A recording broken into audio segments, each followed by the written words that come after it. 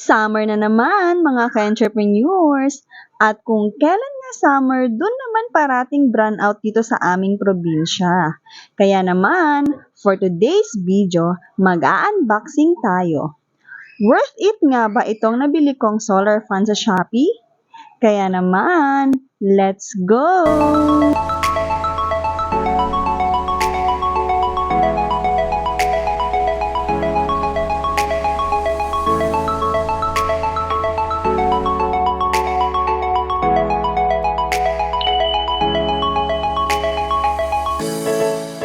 Matagal na ngang naka-add to cart sa akin itong solar fan na to.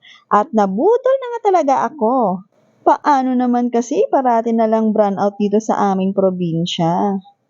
Ang gastos pa mga ka-entrepreneurs pag parati na lang nasa galaan kami every time na may brownout. Nakakaloka naman kasi ang brownout dito sa amin. Talagang from 7 a.m. to 6 p.m. Tapos halos every week may brownout. O diba? Kaya para iwas stress, iwas sa malaking gastos, binili ko na nga itong solar fan na to. Para matest yung quality ng fan, yung maliit muna yung binili ko. At heto na nga, mukhang sulit na sulit yung pagbili ko nito mga ka-entrepreneurs. At ang kagandahan pa nito, may dalawang ilaw pa itong kasama. Kaya naman, mas magugustuhan ko ito. Perfect ito sa amin kasi di ako makatulog kung walang ilaw. Para kasi ako nasasakal. Heto na nga, medyo struggle lang sa pag-assemble. Lalo na sa last part, medyo hindi gumana ang aming brain cells. Buti na lang pampawala ng pagod itong aming bulinggit na aling maliit. Tumagal ata kami ng 30 minutes sa paglagay ng front cover at yung clip. Di ko sure kung clip ba tawag doon. Basta yun ang magsisilbing lock ng back and front cover. Nakakaloka yung pinipilit mong isang bagay na hindi naman mag-fit sa'yo.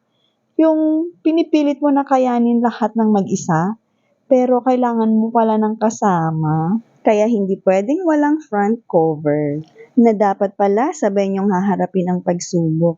At kaya naman, magiging successful pala ito pag sabay na kinabit ang front at back cover. At kaya naman, kailangan talaga yung gitna. Para sa isang relasyon lang yan. Magtitibay ito kung ang Diyos ang nasa sentro ng pagmamahalan niyo. Uy, naks naman, ang dami ko talagang kadramahan. At finally, after 1,000 years, successful na din ang pag-assemble. Sobrang worth it guys yung 1,199 na price. Tipid pa sa kuryente. Kaya mga ka-entrepreneurs, bumili ka na din ng para sa'yo at sa pamilya mo. Pagdating naman sa sound, hindi naman gaano kaingay. Ganda sister melody oh. Solar. May yung ilaw, LED light. Ilaw. Sasak may ilaw. At ang pinakanagustuhan ko dito ay yung ilaw. Sobrang tipid talaga, lalo na paggabi. Isang bumbilya pa lang, sulit na. Kaya ano pang inaantay mo ka-entrepreneurs? Mag-check out ka na din. Ilalagay ko sa description below yung link ng Shopee. Hanggang sa next Boodle Find. Bye-bye!